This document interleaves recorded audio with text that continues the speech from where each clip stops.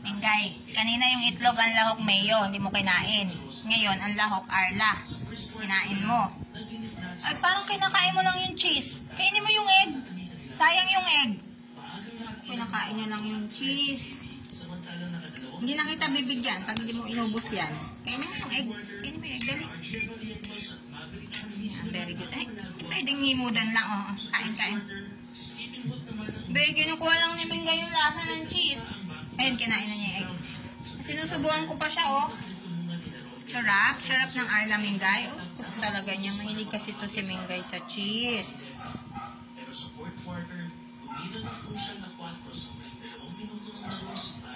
Pa, kain pa.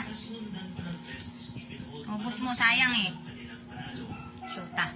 Kainin mo. Very good. Ubus mo, dali, ubus. Sayang eh.